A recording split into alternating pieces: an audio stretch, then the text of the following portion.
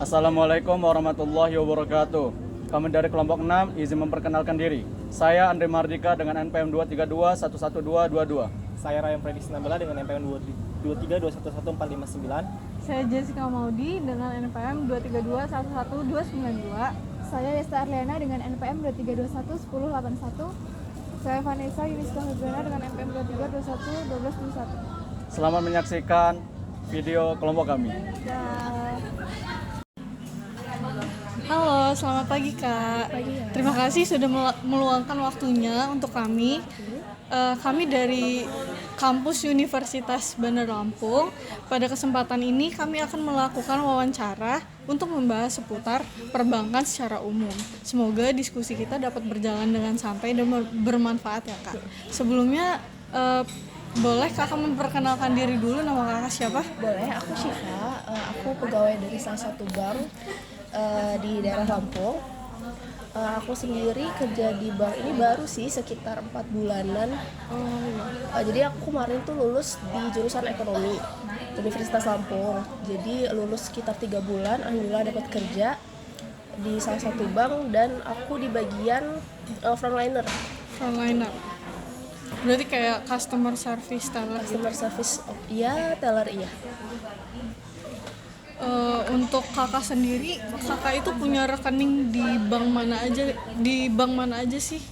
Apakah kakak rekeningnya cuma di bank tempat kakak kerja atau kakak ada rekening di bank lain? Kalau jujur aku punya beberapa rekening dari beberapa bank juga, karena aku sih tujuannya kenapa punya banyak rekening dari beberapa bank karena punya fungsi beda-beda gitu. Misal di satu rekening aku untuk saving, untuk nabung, yang satu lagi untuk kebutuhan aku sehari-hari, satunya lagi untuk kebutuhan mendadak, kayak gitu-gitu sih. Lebih kayak masing-masing rekening itu punya fungsinya masing-masing gitu. Oh gitu. Kan tadi kakak udah bilang ya punya beberapa rekening. Kalau boleh tahu itu udah berapa lama jadi nasabah bank? Kalau macam-macam ya, misal kalau dari rekening si A aku mungkin udah dari SMA, atau yang satunya lagi dari kuliah, satu lagi mungkin baru. Kan ada rekening gaji juga, ada rekening tabungan gitu-gitu. Kan kakak sebelumnya pekerjaannya sudah di bank nih. Nah, jadi kakak itu kalau misalnya mau menjelaskan pengertian bank secara sederhana ke masyarakat umum gitu, gimana sih Kak? Kalau menurut aku bank itu sendiri merupakan suatu bank yang menghimpun dana masyarakat, yang dia menyalurkan juga memutarkan uang juga untuk penyalur dana keluar masuknya, terus juga mendukung pertumbuhan ekonomi sih. Kalau menurut kakak sendiri nih, ada nggak sih kayak kendala-kendala kakak selama jadi nasabah gitu? Sama aku jadi nasabah? Iya. Kendalanya sampai sekarang sih belum ada ya, dan jangan sampai ya. Justru kayak adanya bank ini menurut aku mempermudah kita bertransaksi sih. Sekarang lebih kayak kan digital semua ya sekarang. Terus jadi lebih mudah, lebih aman, nyaman, praktis juga gitu.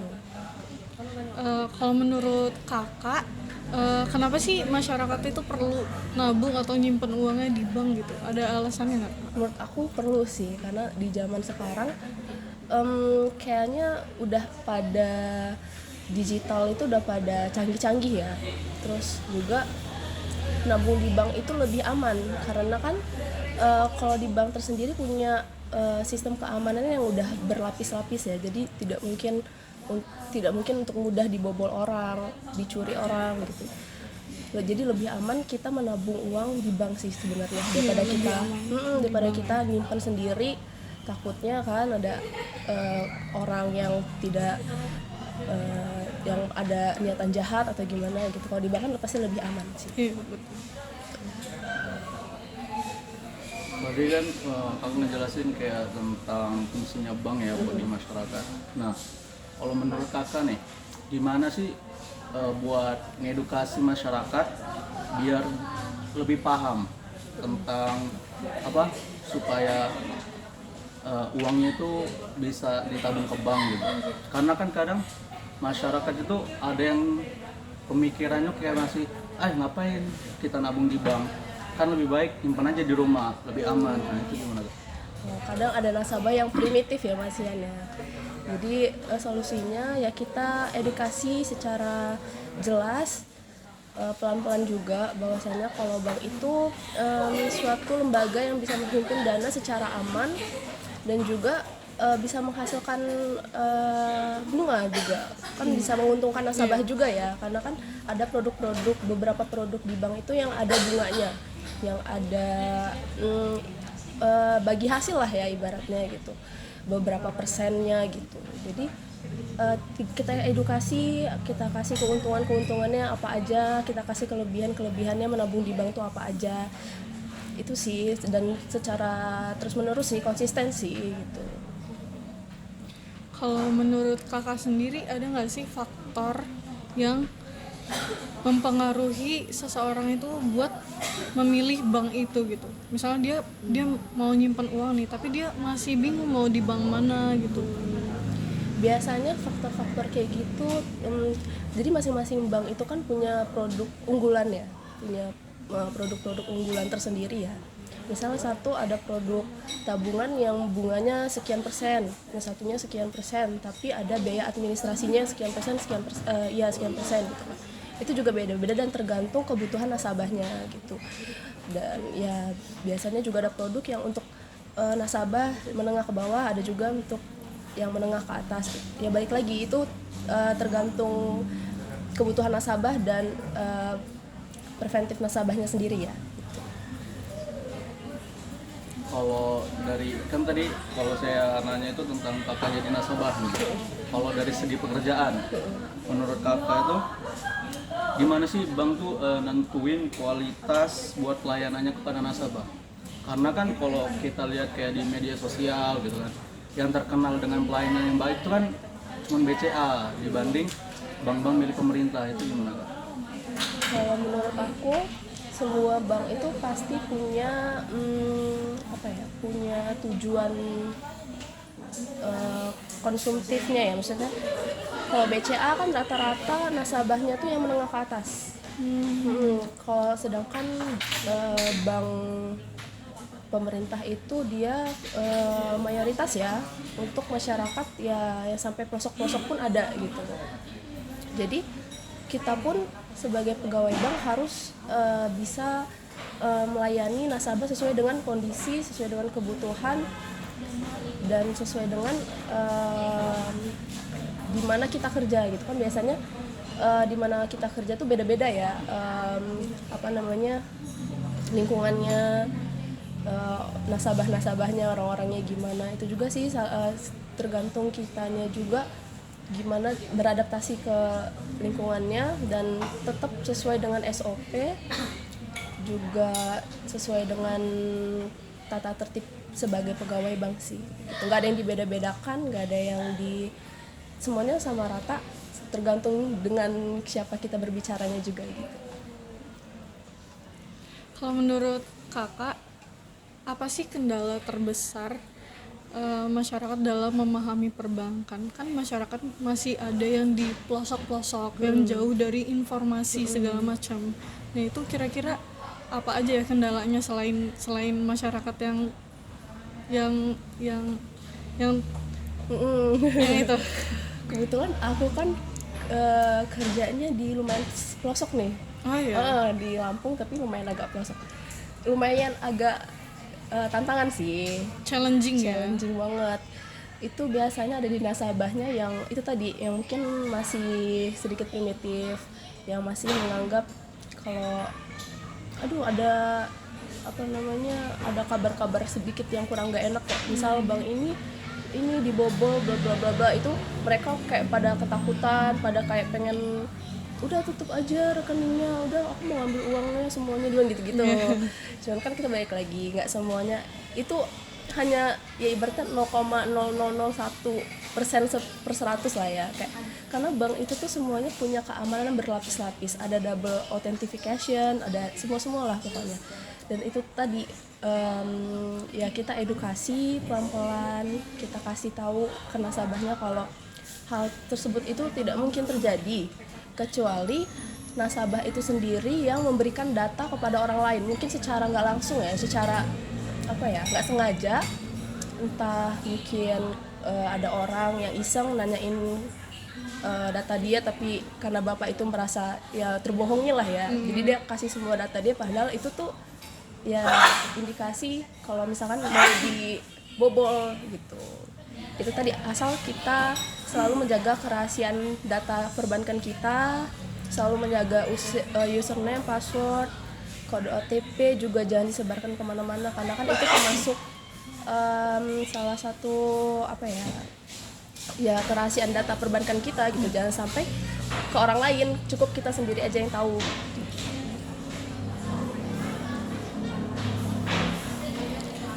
Baik Kak, sepertinya udah cukup ya. Terima kasih untuk waktunya, terima kasih untuk pengalamannya. Saya akhiri. Wassalamualaikum warahmatullahi wabarakatuh. Assalamualaikum warahmatullahi wabarakatuh. Sebelumnya terima kasih untuk Bapak telah meluangkan waktunya untuk kami wawancarai. Sebelumnya mau memperkenalkan diri, kami mahasiswi Fakultas Hukum Universitas Bandar Lampung. Bapak sebelumnya boleh memperkenalkan diri sebagai narasumber kami, Pak. Perkenalkan, nama saya Parasan Miranda. Saya bekerja di salah satu perbankan di Bandar Lampung. Untuk saat ini saya 11 tahun dan menjabat sebagai relationship manager di salah satu perbankan tersebut. Nah, Bapak kan sudah bekerja di bank. Fasilitas apa saja sih Pak, dan berapa bank? Sudah berapa lama juga Bapak menikmati fasilitas itu? Rata-rata saya itu menikmati di 3 bank ya untuk saat ini, dan fasilitas yang saya rasakan itu seperti tabungan, itu simpanan. Nah, simpanan ini tabungan, giro, terus saya ada deposito, saya ada juga pinjaman, fasilitas kartu kredit, dan juga ada beberapa perbankan yang menawarkan untuk tabungan emas gitu.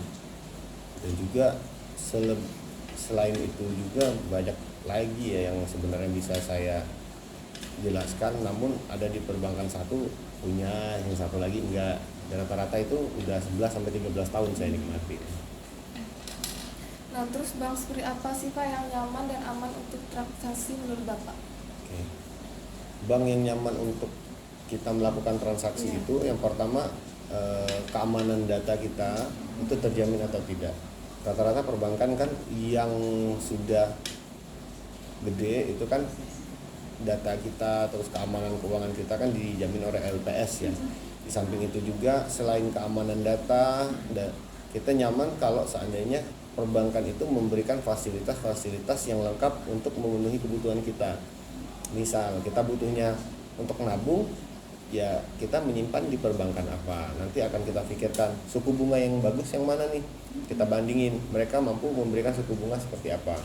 Untuk di beberapa bank seperti bank syariah, dia ngomongnya nanti margin seperti itu. Nah, kalau di bank konvensional nanti dia ngomongnya bunganya seperti apa gitu kan, berapa besarannya. Nanti akan ada muncul rekening transaksi berupa apa, giro atau apa. Nanti akan ada investasi. Nah, bank mana yang nyaman, otomatis bank yang memenuhi kebutuhan dari nasabah, dan juga bank yang memenuhi standar keamanan gitu.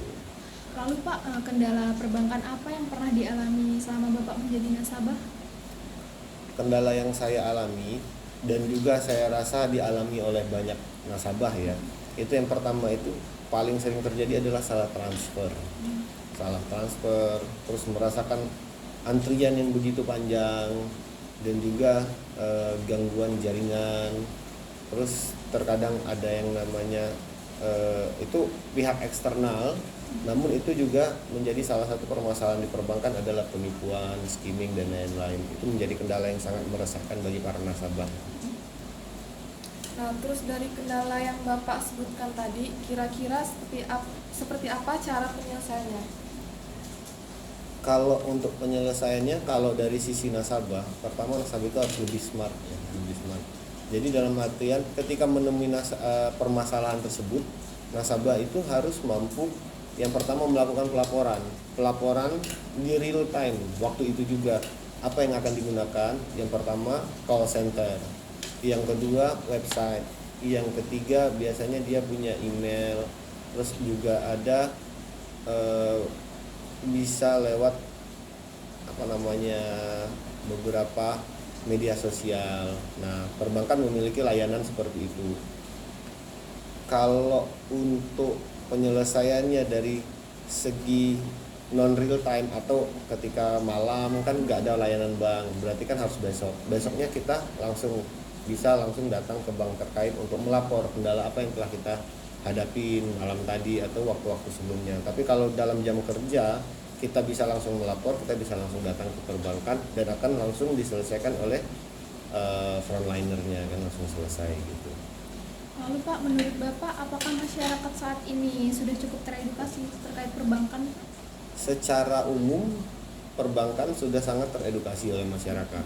Karena secara garis besar perbankan itu kan hanya institusi atau lembaga yang menghimpun dana dan menyalurkan dana melalui perkreditan.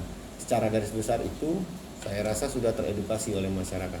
Hanya saja dengan berkembangnya zaman, berkembangnya kebutuhan, perbankan memiliki produk-produk lain, ada saham, ada bank garansi, ada juga tabungan giro, ada tabungan falas, itu yang belum sepenuhnya terserap oleh masyarakat. Nah, tinggal berarti pihak perbankan yang memberikan edukasi kepada masyarakat lebih tentang apa saja produk mereka dan apa saja yang menjadi kebutuhan nasabah untuk dipenuhi. Nah, terus kendala terbesar masyarakat untuk memahami perbankan menurut Bapak itu seperti apa? Kendala masyarakat untuk memahami perbankan, rata-rata masyarakat itu tidak mau menggali. Mereka hanya maunya apa yang menjadi kebutuhan mereka, itu yang mereka tanyakan. Apa yang menjadi kebutuhan mereka, itu yang mereka kerjakan. Nah, jadi masyarakat hanya kalau mau butuh nabung, dia tahu bank mana yang dekat rumah, yang menjadi tempat menabung, ya dia udah langsung nabung gitu kan. Cuman sebenarnya kendalanya bukan hanya sekedar itu. Kendalanya bisa jadi yang lain, seperti tadi yang saya temukan itu gangguan jaringan, penipuan dan lain-lain. Nah, kendalanya di sana sih sepertinya. Baik, setelah kendala yang Bapak sebutkan tadi, apa saran Bapak agar masyarakat lebih paham dan teredukasi mengenai perbankan, Pak? Masyarakat harus lebih menjadi nasabah yang pintar. Dalam artian ada hal-hal penting yang tidak harus untuk diketahui orang, seperti PIN ATM, nomor ATM, nomor rekening, tanggal lahir, nama ibu kandung, itu tidak boleh diberitahukan ke orang lain, ya pihak lain. Dan perbankan juga tidak pernah mempertanyakan itu. Nah, untuk menghindari hal-hal yang tidak diinginkan, masyarakat harus lebih waspada. Itu yang harus dipahami. Dan juga kepada para nasabah dan para masyarakat akan lebih baik untuk bertanya apa kebutuhan dan yang menjadi kebutuhan mereka apa aja ke pihak perbankan secara resmi di kantor. Jangan bertanya kepada orang lain yang bukan pegawai bank. Seperti itu sih. Sebagai pertanyaan penutup, apa hal terpenting yang menurut Bapak perlu diperhatikan agar sektor perbankan tetap stabil dan dipercaya oleh masyarakat? Hal terpenting yang diperhatikan dari sektor perbankan adalah pertama keamanan, terus bagaimana perbankan mampu mengembangkan tingkat kenyamanan, keamanan, dan juga kebutuhan masyarakat. Saat ini masyarakat tidak mau ngantri, berarti mereka harus punya internet banking. Nah, di internet banking mereka harus bisa mengakomodir semua kebutuhan, mulai dari bayar listrik, PDAM, pajak, dan lain-lain.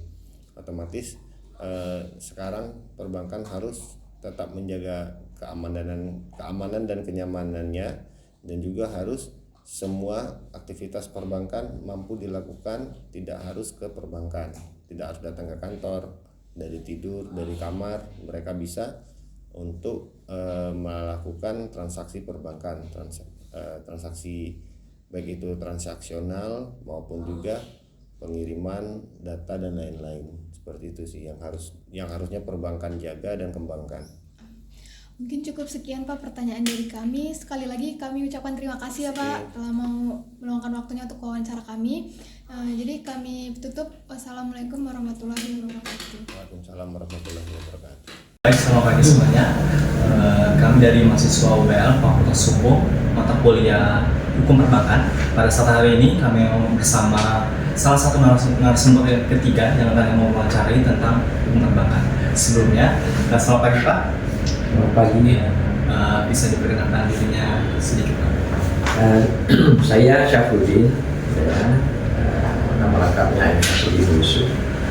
Saya mantan karyawan bank ya, dan juga sekaligus nasabah bank. Dan sekarang melanjutkan karir sebagai dosen di Universitas Bandung. Saya 28 tahun sebagai pegawai bank dan juga sejak dulu nasabah bank sampai saat ini. Baik Pak, dari cerita Bapak kita tarik bahwa Bapak sudah cukup tahu tentang perbankan, sudah lebih expert dari perbankan. Baik, sebelum kita lebih jauh tentang pertanyaannya, saya ingin mulai dari pengalaman dasar Bapak sebagai nasabah. Ini penting dan berawal kita. Boleh saya tahu fasilitas apa saja yang Bapak sudah gunakan dan berapa lama selama menjadi nasabah Bank? Oke, untuk saya sudah menjadi nasabah bank itu malah sejak saya SMA. Sekitar tahun 1984 ya, 83, 84. Saya di SMA sudah menjadi nasabah bank sebagai penabung saat itu, ya, nasabah tabungan. Karena produk bank itu kan ada produk penghimpunan dana tabungan ya. Karena saya perorangan biasanya tabungan, jadi usaha belum bisa masuk rekening giro. Nah kemudian dalam perjalanannya setelah saya bekerja ya saya tentu membutuhkan juga fasilitas pembiayaan, karena kan bank itu juga salah satu produknya adalah menyalurkan dana kepada masyarakat dalam bentuk kredit. Nah sehingga saya menjadi nasabah atau debitur meminjam kredit ke bank. Untuk apa saja? Nah tujuannya ya, salah satunya untuk beli rumah gitu ya, juga untuk beli mobil kendaraan. Nah itu juga saya gunakan. Kalau untuk usaha saya belum menggunakan karena saya belum punya usaha saat itu ya. Kalau saat ini ada usaha kecil-kecil tapi oleh keluarga yang menjalankan dan memang ada fasilitas pinjaman dari bank, tapi itu bukan pribadi gitu kan. Iya. Nah, jadi kalau fasilitas yang saya gunakan dari bank ya, pertama saya sudah pernah menghimpan ini tabungan ya, tabungan yang dana, kemudian kredit, fasilitas pembiayaan, dan kemudian juga jasa-jasa lainnya di bank, ya, misalnya SDB, nah, itu kan juga jasa yang ada di bank. Saya juga pengguna safe deposit box misalnya. Kemudian juga ada produk yang lain yang dijual oleh bank, reksadana misalnya, ya, produk-produk yang bancassurance saya juga pernah mengambil produk-produk seperti itu. Dan jasa layanan bank yang lainnya misalnya transfer ya kan, nah itu kan jasa bank juga ya, jasa bank ya, itulah jasa, hampir semua jasa bank pernah, kecuali ya pinjaman komersial untuk jumlah besar gitu kan, gitu ya. Tapi yang pasti sampai saat ini ya tabungan gitu kan ya, karena gaji juga harus masuk tabungan kan ya, payroll namanya kan ya, kayak gitu mungkin yang pernah saya terima sejak dulu, jadi sejak SMA ya. Nah, jadi bukan sejak kuliah, udah cukup lama. Sekarang udah 40 tahunan gitu kan. Saya sudah jadi nasabah bank sampai saat ini gitu ya. Oke, mungkin itu kalau yang ditanyakan terkait dengan fasilitas yang pernah saya dapatkan di bank. Baik Pak, jadi lalu selanjutnya menurut Bapak bank seperti apa yang nyaman dan aman? Pertama, bank yang aman dan nyaman ya, aman ya. Kalau aman ini yang bisa menjaga kepercayaan nasabah gitu kan, utama itu gitu ya. harus yang bisa menjaga kepercayaan nasabah yang mempercayakan dananya di sana atau mempercayakan transaksinya bahwa semuanya itu aman, ya, kalau dari sisi amannya. Nah, kemudian kalau dari sisi nyamannya, ya yang pasti kalau bank sih hampir semuanya sekarang kan sudah berorientasi ke service excellent ya. Nah, salah satu service excellent tujuannya kan membuat nasabah itu nyaman gitu loh, bertransaksi di bank, ya. Mulai dari tangible-nya, gedungnya, ruangannya dan sebagainya kan itu ya. Coba dibayangkan kalau bank menaruh uang misalnya seperti mapnya, seperti pengaruh tinggi jalannya, kita nggak percaya gitu kan, begitu ya. Percaya penting dari penampilan. Jadi bukan hanya sekedar itu, tapi dari sisi lain juga apa, karyawannya juga. Ya, SDM-nya juga harus bisa dipercaya gitu loh kan, makanya butuh orang-orang yang profesional di sana gitu kan, yang teruji gitu loh di sana integritasnya. Karena ini menyangkut dana masyarakat yang disimpan gitu loh kan, yang dipercayakan masyarakat ke bank yang akan dikelola dan harus dikembangkan, dan nanti juga kan harus dikembalikan lagi ke masyarakat kan, terus begitu kita dikembalikan, ada yang lagi yang nabung, naruh simpan uang, ada yang berputar terus gitu loh, berproses dan tidak akan pernah berhenti gitu loh. Iya kan, tidak akan pernah berhenti gitu loh ya. Nah yang seperti itu gitu loh ya, menarik sekali Pak ya. Nah kalau kita kan sering mengalami kedalaman seperti ya, yang saya alami kalau saya itu pernah mengalami bahwa duit saya tuh masuk dalam lagi gara-gara ATM ini tidak mati, mesin ATM mati. Nah kalau dari Bapak sendiri pernah nggak ada kendala yang Bapak alami selama menjadi nasabah Bang? Oke, selama menjadi nasabah kendalanya ya. Kalau kendala terkait dengan janjinya nasabah ya, janji dari banknya gitu loh kan ya tadi ke trustnya, terutama layanannya ya. Kalau yang paling utama kalau terjadi kendala kalau dari sisi nasabah yaitu layanan gitu loh ya. Nah jadi terutama di titik-titik krusial gitu yang harus diperhatikan oleh bank. Contohnya apa, misalnya tadi bilang ATM ya, contoh ATM. Nah, tiba-tiba kita menarik ATM misalnya ya.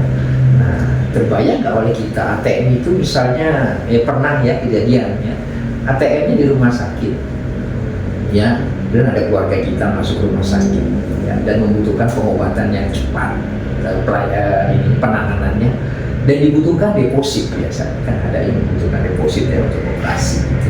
Tiba-tiba saya menarik ATM-nya mati. Terbayang nggak oleh kita, itu sangat risiko tinggi gitu ya, terkait hal itu ya mungkin menjadi kendala terbesar kan pernah dialami, harus segera diantisipasi. Kalau enggak kan repot urusan.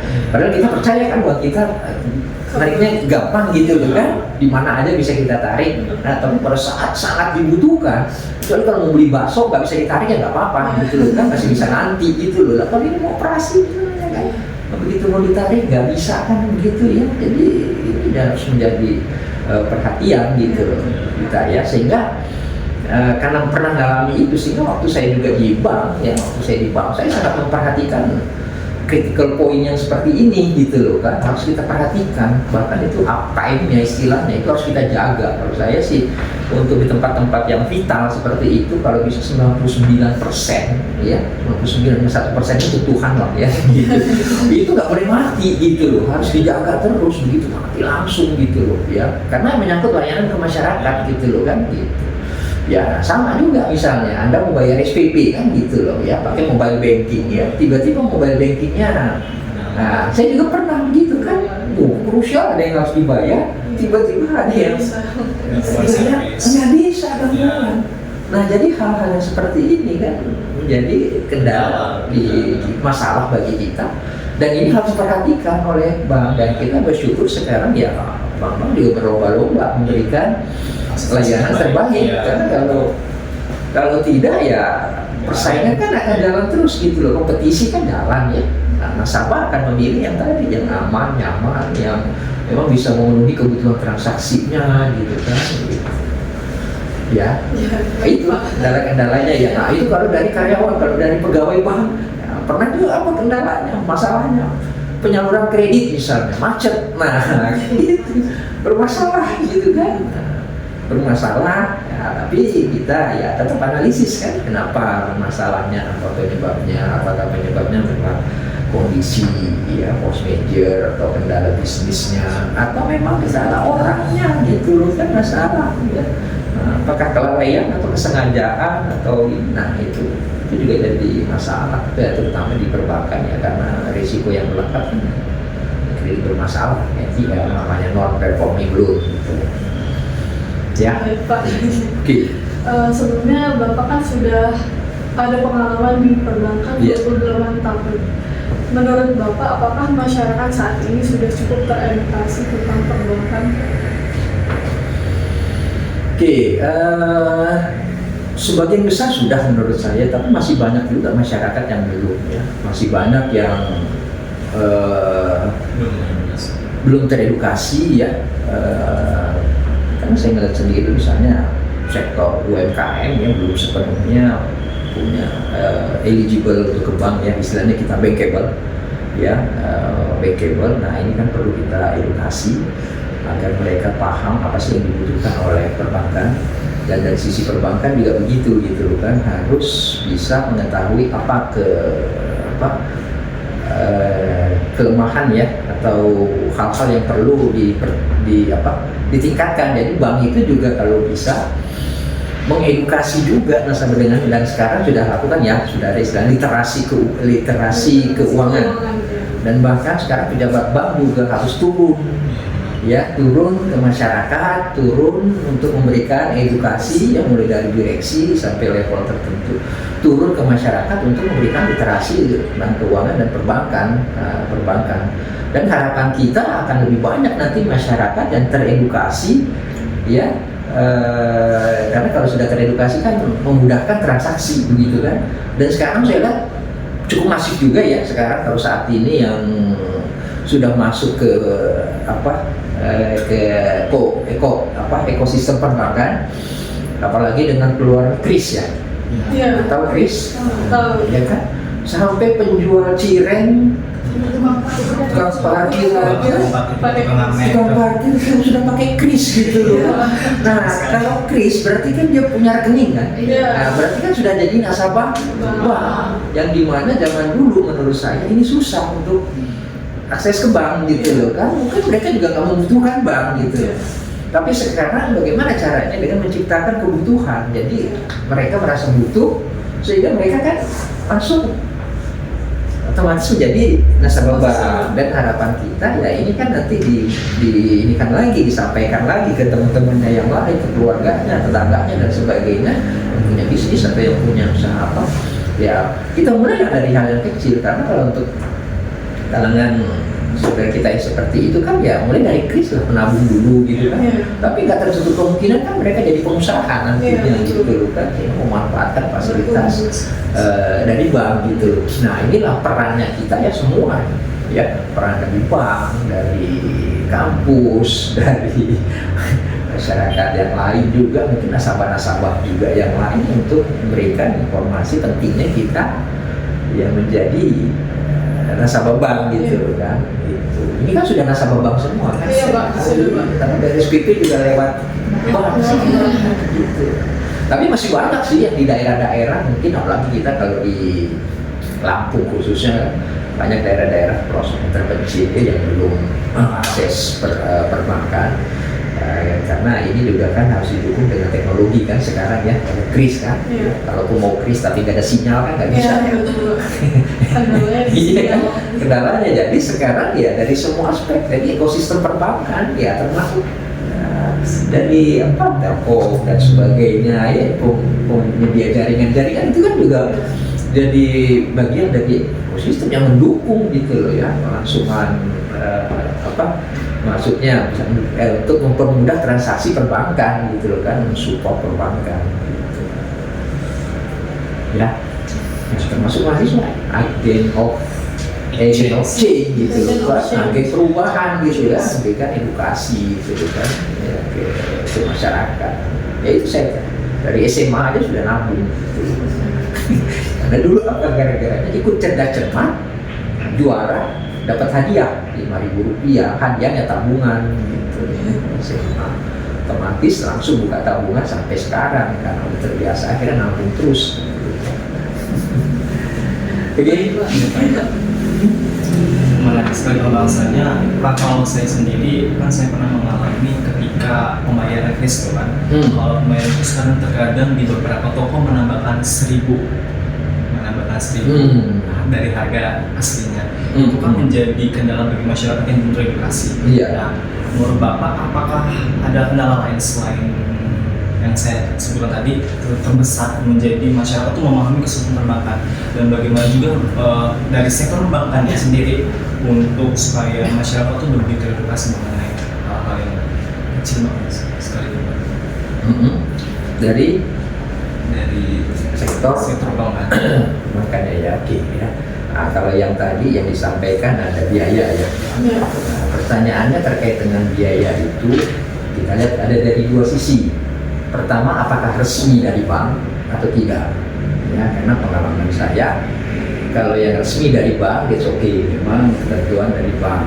Walaupun banyak nasabah juga yang ya keberatan, gitu kan? Ya, tentunya kita juga itu biasa menjadi masukan bagi sektor perbankan. Apakah memang sangat material, sangat mengganggu atau tidak? Tapi di sisi lain ada biaya yang memang dibebankan oleh para istilahnya merchant atau pemilik yang ini ya, contoh penggunaan kartu debit, kartu kredit dan sekarang kris ya. Nah, kalau itu di luar ini ketentuan perbankan, nah itu sebenarnya tidak dibolehkan gitu loh. Ya, tidak dibolehkan karena itu biasanya banyak toko-toko ya. Ini kan kalau kartu kredit kan atau dibuatkan biaya tambahan gitu kan, padahal itu sebenarnya tidak boleh. Kalau ketahuan oleh banknya dilaporkan ya itu bisa dicabut gitu fasilitasnya gitu loh, karena itu ketentuannya tidak boleh. Tapi kalau memang resmi dari bank misalnya Rp1.000 misalnya transaksi, apalagi dengan banyak yang menjadi yang berhubungan dengan bank, toko-toko, kios-kios itu Link. Briling Briling, contoh kita ngambil BRI ya, tapi bukan promosi BRI ya. Briling atau agen 46 ya kan, agen 46. Nah itu memang dibolehkan resmi dari bank, kan ada biaya yang dicaskan. Ini kan pendanaan kan sebagai penghasilan tambahan untuk itu ya. Nah kalau menurut saya sih itu mestinya kita lihat ya, itu kan biayanya tidak seberapa besar gitu dibanding transaksi manfaat yang bisa kita dapatkan gitu kan. Nah ini memang di awal mungkin kelihatannya ada biaya, tapi dalam perjalanannya ya dari dulu sih setiap ada pembebanan biaya pasti ada resistensi ya dari nasabah gitu. Wah ini besar. Tapi dalam perjalanannya setelah diedukasi, diberitahukan, dan nasabah juga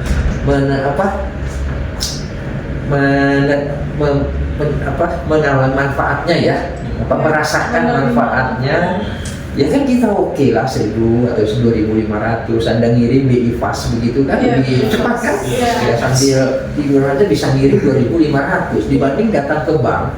Iya kan, mau transfer misalnya biayanya ke sana apa? Misalnya butuh transportasi kan gitu. Bawa motor bayar biaya parkir. Biaya parkir kan gitu. Ya, jadi kalau menurut saya hal yang begitu ya di awalnya ya, tapi dalam perjalanannya bisa diterima oleh masyarakat selama bank itu bisa menyampaikan manfaatnya ya, sehingga bisa diterima. Artinya manfaatnya kan lebih besar dari biaya yang harus dikeluarkan. Ya itu ya. Nah ini yang perlu diedukasi terus itu gitu loh, lebih banyak manfaatnya gitu kan daripada manfaatnya harus lebih ditonjolkan dibandingkan dengan beban biaya yang mungkin ditanggung oleh sana. Baik Pak. Lalu selanjutnya menurut Bapak apa saran untuk masyarakat agar lebih paham dan teredukasi mengenai perbankan? Ya agar masyarakat teredukasi, ya intinya kita yang paham tentang perbankan harus sampai ke mereka gitu. Kita harus tahu di lingkungan-lingkungan mana saja yang memang perlu diedukasi, yang perlu harus diidentifikasi ya. Karena di perbankan sendiri biasa kita mengidentifikasi begitu seperti itu gitu kan. lingkungan, atau misalnya kita lihat sektor bisnis apa yang belum nih ya, dari sektor bisnisnya atau lingkungannya ya, atau demografinya ya, kita bagi-bagi. Kalau demografi kan misalnya dari usia ya kan. Nah, dulu misalnya kan, sekarang kan tabungan itu sudah mulai dari lahir sampai tua itu produk tabungannya ada semua gitu loh, ya kan. Tabungan untuk anak-anak, untuk remaja, untuk yang mahasiswa, pelajar, tabungan pelajar, tabungan karyawan, tabungan ya pensiunan gitu kan, tabungan untuk pengusaha dan sebagainya, beda-beda semua gitu loh ya. Nah gitu, jadi harus diidentifikasi dan dikeluarkan produk yang sesuai dengan produk dan jasa layanan yang sesuai dengan kebutuhan masyarakat seperti itu gitu loh kan. Ya misalnya mahasiswa ya kan ada tabungan pelajar keluar kan, nah tapi fitur and benefitnya harus berbeda dengan tabungan untuk pengusaha, ya kan. Ya BADM-nya nggak boleh bisa, kalau bisa nggak ada kan mahasiswa gitu loh ya.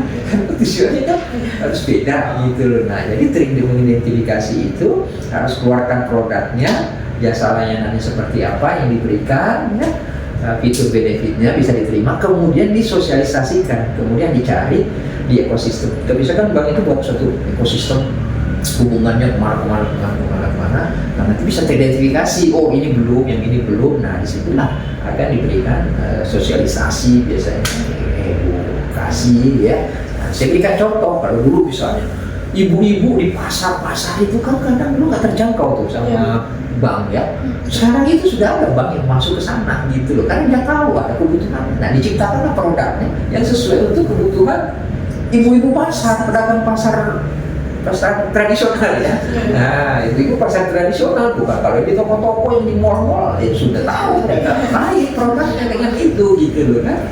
Nah jadi seperti ibu-ibu itu yang merasa nyaman seperti itu, baik produk untuk menabung maupun pinjaman. Ya sih mereka ya, kami juga untuk melawan ini kan, kasihan kan ibu-ibu yang rentenir yang kena bank emok. Nah itu kan beberapa bank ya teman-teman saya juga sudah masuk ke sektor itu ya, mikro ya, mikro dan ultra mikro sekarang kan, apalagi ada kur juga kalau di barat. Tapi kalau di bank swasta beberapa menggunakan istilah kredit mikro dan ultra mikro itu kan, yang tidak menyalurkan kur. Nah untuk menjangkau yang selama ini kan tidak terjangkau gitu loh kan, untuk jasa layanan bank. Jadi untuk menjangkau jasa layanan bank, identifikasi apa sih mereka butuhkan. Nah, dari kebutuhannya itu oleh bank dibuatkan produk dan jasa layanannya yang bisa memenuhi kebutuhan itu ya. Setelah itu baru disosialisasikan. Nah, nanti kalau udah terasa manfaatnya pasti akan cerita kemana-mana gitu loh. Sama seperti Chris tadi kan, ini udah tahu semua gitu loh kan. Jadi cuma bawa HP aja sekarang, yang paling penting itu HP gitu. Dompet ketinggalan, Anda nggak pulang gitu loh, tapi HP ketinggalan balik lagi ke rumah. Ya, nah ibu-ibu juga nggak bisa pakai HP gitu, dan didukung oleh teknologi tadi, kemajuan teknologi, didukung sinyal juga yang kuat.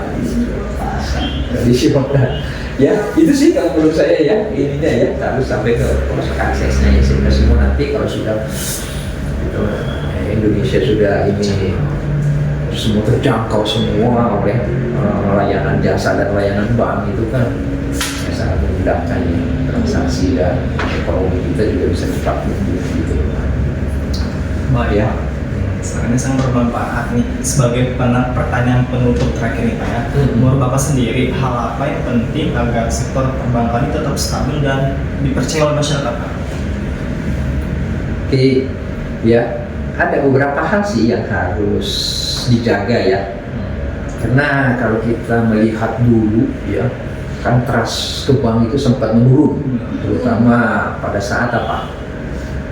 Krisis moneter tahun 1998 ya, karena itu banyak terjadi fraud, kecurangan ya, dari ya, banyak bank yang dilikuidasi, ditutup ya, karena manajemennya tidak benar ya, mengelola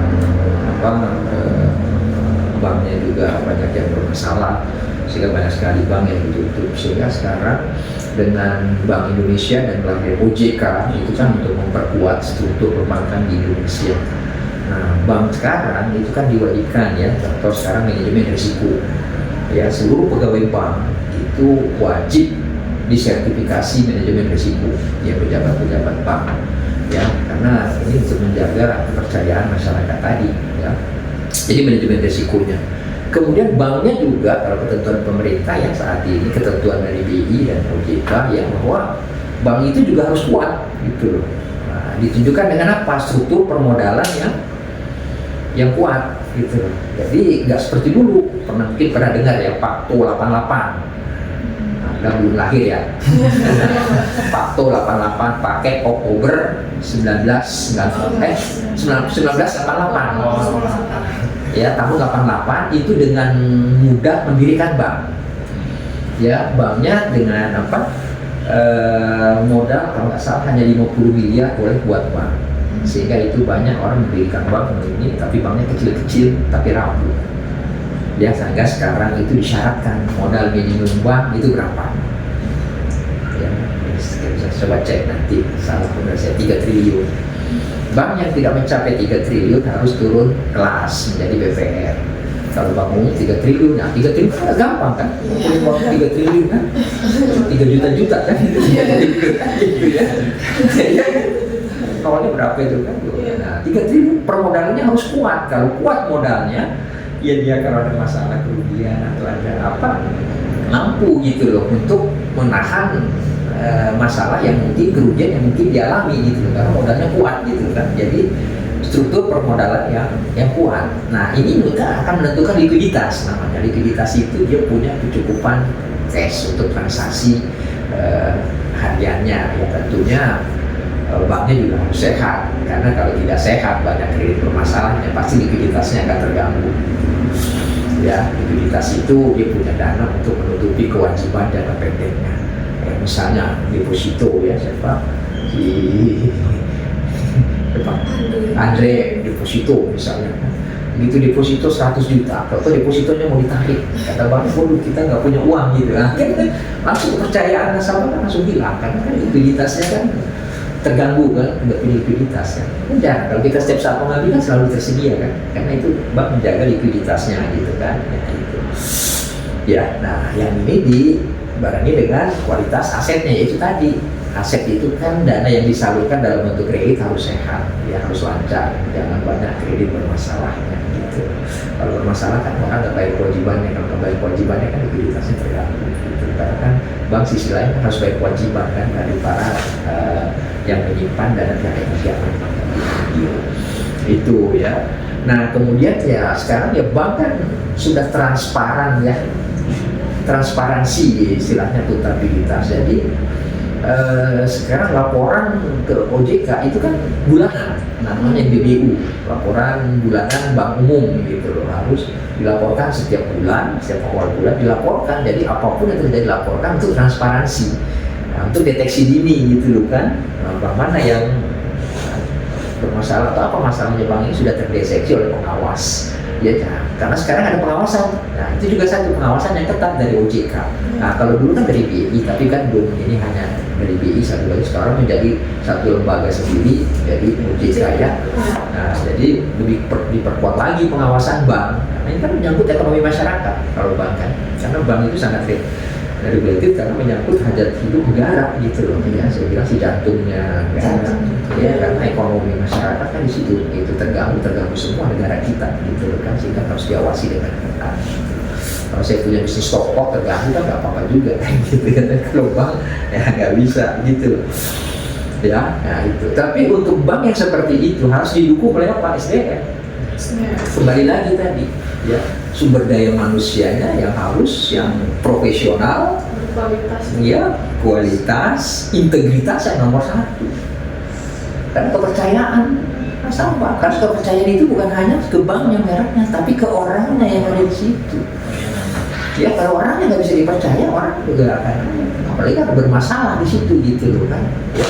Ya kebetulan alhamdulillah saya 28 tahun di bank, jaga integritas dan bisa alumni gitu kan, lulus, sehingga juga masih percaya UBM untuk bisa di sini gitu ya. Kita jaga integritas. Kalau saya dari dulu juga jaga integritas, mungkin orang juga nggak mau ini dengan saya gitu loh kan.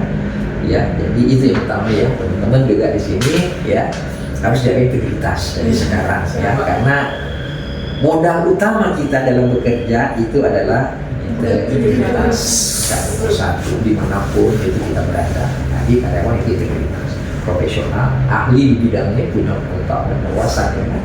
Teman-teman di sini yang ngambil industri perbankan, nah itu harapannya kan, ya kan kerja di bank tidak paham tentang bank, tapi tidak dari sekarang anak hukum boleh kerja di bank banyak gitu loh. Karena bank itu kalau nggak di ini sama anak-anak hukum perbankan, ya repot kita kan. Ya semua kan urusan hukum perbankan kan gitu loh. Regulasinya tentang hukum. Ngasih kredit harus perjanjian kredit, perjanjian jaminan, tanggungan kan gitu. Surat kuasa itu kan anak hukum semua yang pintar membuat gitu loh kan gitu. Ya kan belum lagi di corporate secretary, corporate communication ya kan, belum lagi compliance ya, direktorat kepatuhan namanya compliance. Bank yang harus dipatuhi kan banyak nih. Nah, anak hukum kan lebih tahu, paham gitu loh kan, kepatuhan di sana. Nah, terkait manajemen risiko juga ya kan, ya, kepatuhan. Jadi itu gitu loh ya. Jadi SDM dibutuhkan. Jadi bukan hanya orang bisnis, tapi orang hukum juga dibutuhkan sebagai saling melengkapi, karena bekerja sebagai as a team gitu loh di sana. Ya, kan hukum perbankan ya wajib itu kita ambil gitu loh ya, karena ekonomi nasional juga dijaga oleh hukum perbankan. Kita mau menjaga perbankan gitu loh agar tetap sehat gitu ya, tumbuh, bank itu harus tumbuh dengan sehat ya kan gitu ya. Itu jadi ya itu sih kalau menurut saya SDM. Nah, teknologi juga sekarang harus mendukung teknologinya gitu loh ya. Jadi ya mau nggak mau, bank yang nggak mau merubah teknologinya ya kan ditinggalkan oleh nasabah ya kan. Anda mau nggak ada transaksi masih nulis nggak mau kan gitu loh. Semuanya kan harus lewat by phone gitu loh ya gitu. Sekarang juga ada digital banking. Nah, digital banking betul. Sekarang kan ada bank yang khusus memang digital banking ya, khusus melayani tentang digital banking, udah mengarah ke sana gitu. Jadi ya kalau ini transaksional tetap ada, memang tetap dibutuhkan yang besar. Digital banking juga dibutuhkan karena menyangkut layanan ke masyarakat ya, mempercepat proses transaksi gitu ya. Dan ya terakhir ya itu tadi kepatuhan peraturan yang berlaku ya, karena bank juga harus patuh terhadap peraturan gitu kan. Itu rambu-rambunya ya. Nah, memastikan itu anak hukum lagi, perbankan yang memastikan sesuai rule-nya gitu. Ya mungkin itu yang ini dari saya, silakan. Itu yang terkait pertanyaan terakhir ya. Terakhir ya itu. Jadi ya itulah ya gambaran tentang perbankan yang bisa saya sharing. Baik Pak, terima kasih banyak atas sharing dan waktu yang sudah Bapak luangkan. Jawaban Bapak ini sangat berarti bagi kami, khususnya sebagai nasabah, terkhusus juga sebagai mahasiswa yang mungkin belum banyak tentang perbankan. Dan semoga apa yang Bapak sampaikan juga bisa bermanfaat bagi kami dan bagi juga orang yang mendengar. Dan ya Bapak, terima kasih Pak. Jadi sama-sama terima kasih ya, dan sukses selalu sebagai mahasiswa agen perubahan ya, menjadi generasi penerus nanti di perbankan ya. Karena yang sekarang ada kan akan pensiun semua kan gitu. Maksud saya kan, saya pernah mahasiswa kemudian lulus kerja di bank ya 20 tahun, pada akhirnya pensiun juga kerja di sini ya. Dan